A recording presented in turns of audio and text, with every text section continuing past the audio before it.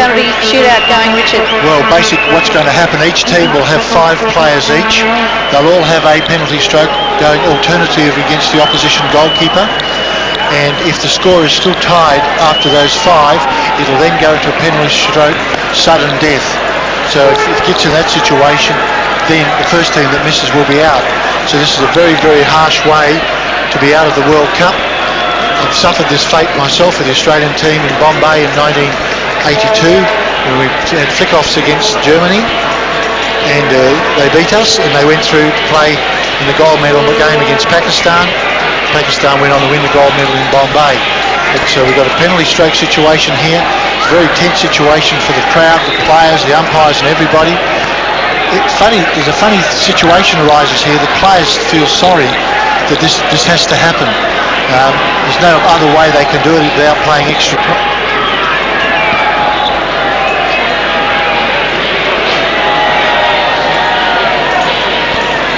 And ladies and gentlemen, before the penalty shootout to decide the winner of the second semi-final, we come away with a message from the owner of the Silver Mazda registration MOE 847.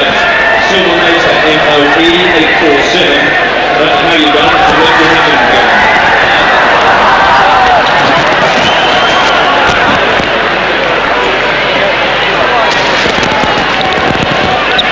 These players have been through these penalty shootouts before. You can go back to 1989 in Ipoh in Malaysia, the Junior World Cup. Some of these players in the in the German team were involved in the penalty shootout against Australia. Some of them were also involved earlier in 1994 when Germany played Pakistan. So Pakistan point of view, they'd be hoping to repeat that. Germany would be hoping to rectify that. So we'll just have to wait and see.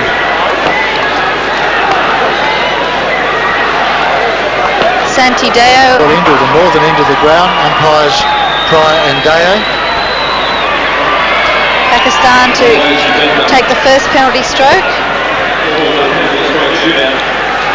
I always feel sorry for the goalkeepers because they've got a very difficult task. The two goalkeepers shake hands. Pakistan to go first. And fittingly, it will be Shabazz, the captain.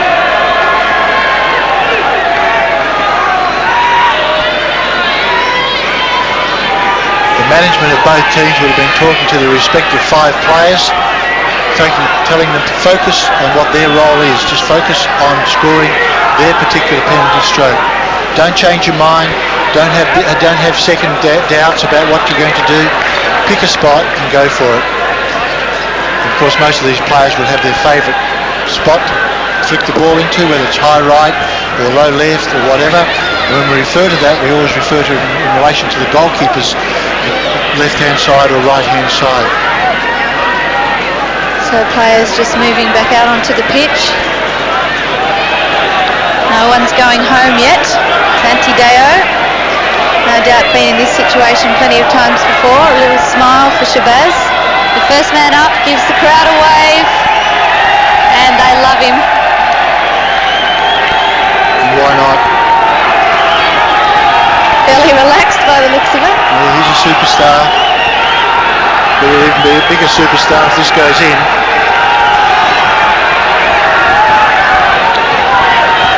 Well, I don't know how distracting that would be, having some of those supporters behind the goal, but well, they played in the 1990 World Cup and there were 73,000 people there, so 8,000 at the State Hockey Centre in Sydney.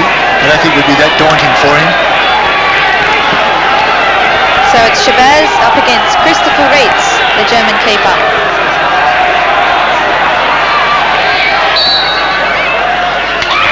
Well, it was a slow one, but it's gone in. It was a slow dummy. He just laid back on his wrist.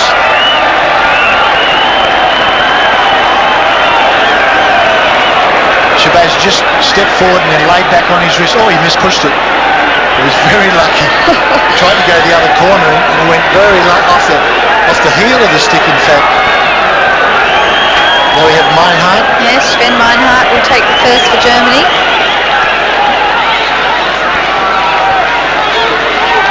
Bit of discussion going on between Deo Mansour Ahmed, the Pakistan keeper, and Sven Meinhardt. Probably a bit of a communication problem, I'd say. Well, what he's saying to the Pakistan player, goalkeeper, I'll ask you first, are you ready? Then he'll go to Meinhardt, are you ready? Then he'll blow the whistle.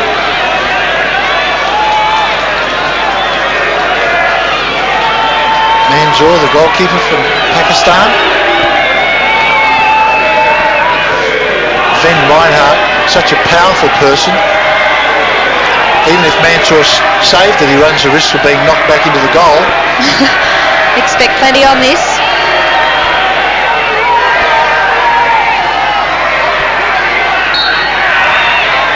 Well, it went high, but it's 1-1, penalty strokes. Meinhardt's happy with himself.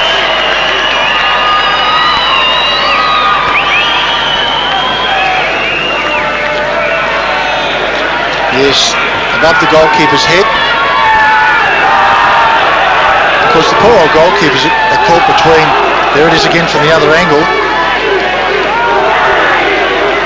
The goalkeeper caught in a difficult situation because they can either anticipate and go for it. Technically, they're not supposed to move before the ball's moved, but they do. Shabazz Jr. for Pakistan.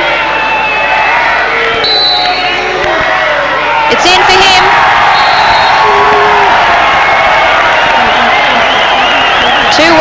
Andreas Becker will be the next man up for Germany.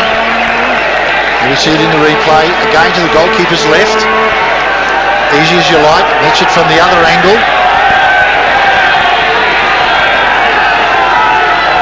Both times the German goalkeeper has moved to the right, anticipating that the Pakistanis will go to the goalkeeper's right hand side.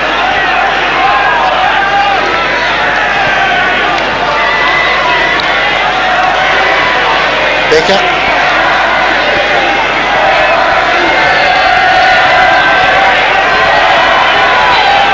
What can Becker do?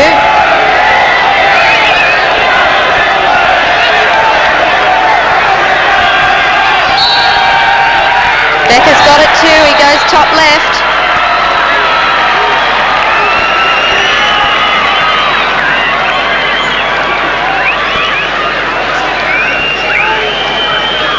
Becker, big flick, yes. Just beat the goalkeeper with speed. 2-2 in the strokes after the full-time score was 1-1. Tahir, number 4 from Pakistan. Been slightly off colour in this match. Tragedy for him, his father died the day after the first day of the tournament.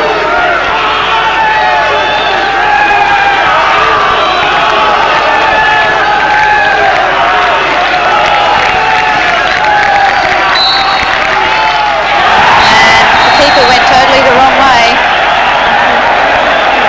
Well, we're getting to the point where there's going to be a double